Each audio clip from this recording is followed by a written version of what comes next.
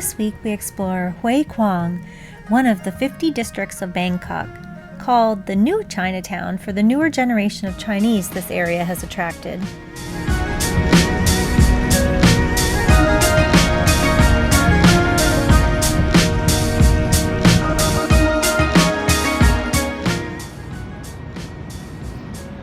Very cool rooftop at the MeStyle Garage Hotel.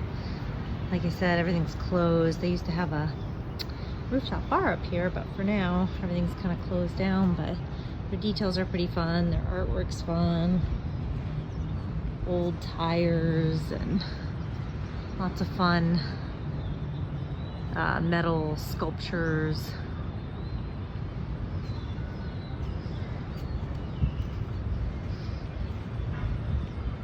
I guess this was made, the inspiration was because the owners, it's a real estate tycoon, but the owner has a love of cars, so this was kind of his brainchild, I guess. Pretty cool. Pretty cool. These gas tanks from motorcycles.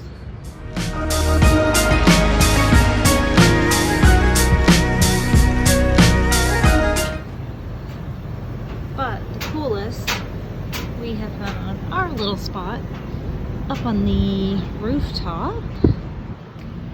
Yeah, pretty neat. Neat sculpture. And this is the money chair. Even makes John look small.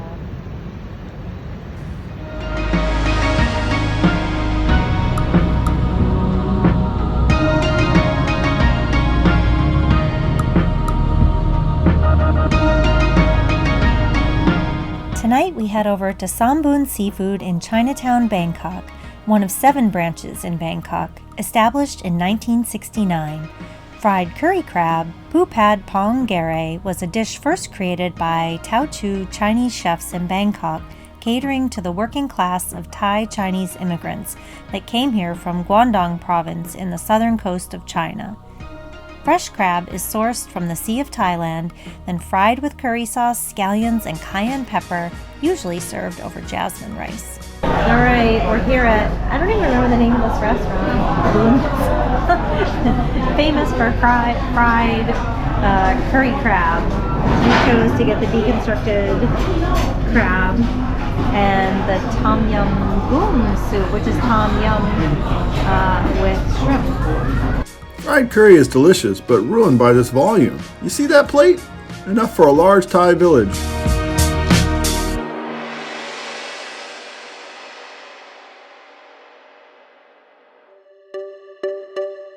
The fresh markets in Asia are a delight to the senses. Brilliant colors abound, a bounty of fresh vegetables and fruits that I'm unable to name, but am learning with the help of Google Lens. Chickens fully plucked with all other parts intact. It is surprising, given the abundance of fresh local produce, the ratio of vegetables to meat and starch on a dish served in a restaurant is so low. With produce like this, let it shine. The markets are a chef's dream. In the midst of travel and exploration, daily tasks of everyday living remain, so today is laundry day.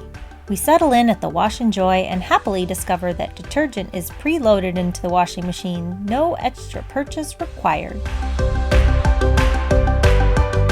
Even a day of menial tasks is enjoyable when you can meander down the road and find incredible dishes such as these.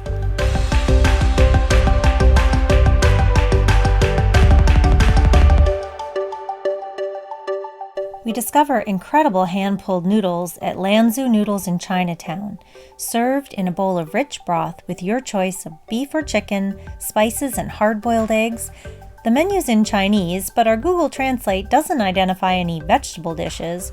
Always in search of those elusive vegetables I see at the fresh markets, I eagerly gesture to a plate of bright green vegetables that are delivered to the woman sitting at the table next to us, and indicate to the waitress that I would like the same. Yes, the refreshingly crisp cucumbers with shaved greens, oil, and spice are the perfect accompaniment to the rich bowl of broth and noodles. My mouth delights. We had read about yen pho, a popular Chinese soup found in Thailand, and set out to the night market in search of it. As we walked past a busy stand with people slurping noodles in a bright pink broth, we again took our best guess and gestured at the Thai menu. When the bowls arrive, it's a menagerie of foods, including the gray-white colored fish balls we see everywhere, and a soft red cube, which I'm uncertain whether or not it's organ meat or congealed blood.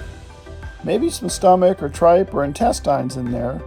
Rice noodles, chopped greens, peanuts, and crispy wontons for sure. The pungent sweet and sour bright pink tangy broth made from fermented red bean curd has a unique flavor all its own.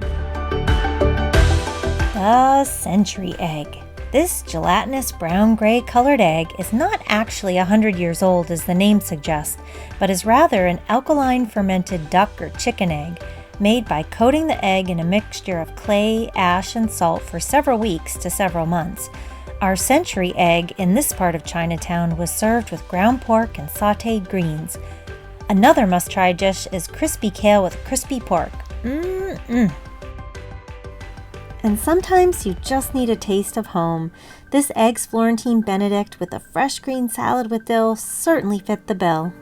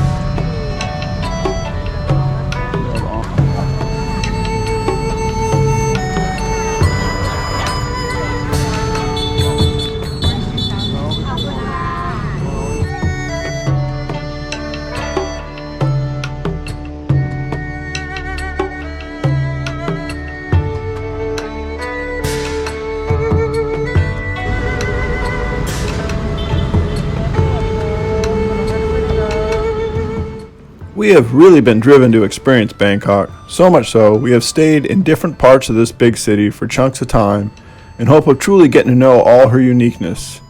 But the city is a lot, all of the time, so we often seek out green spaces to clear our minds of the hustle and bustle.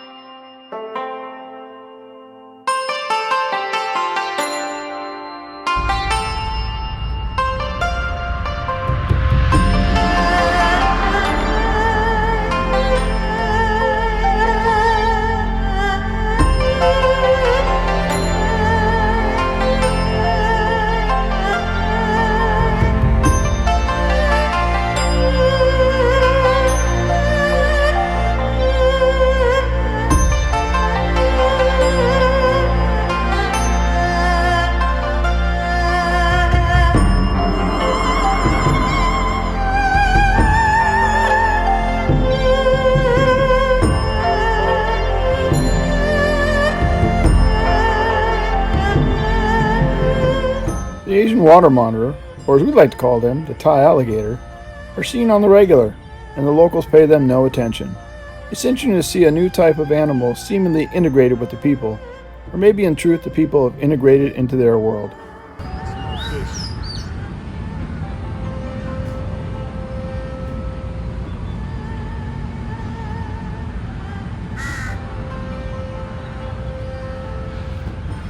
Oh, Big Papa's coming for breakfast.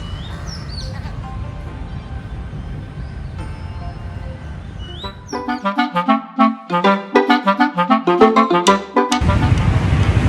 we're here at the intersection in Guangdong area of Bangkok, and we have seen durian fruit in many places. In fact, the hotel room, as part of our deposit, we had to promise that we would not bring durian to the room because apparently it smells so bad.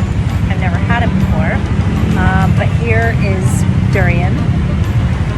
My dinero. This is my dinero. It is quite delightful. I actually really like it, and I don't smell anything. It comes as like a big, huge, I don't even know what you call it. And yeah, so we think this was the durian fruit that was with it. Perhaps I was totally wrong and this is something else. Tastes like a banana pineapple melon. That's really good. Yeah.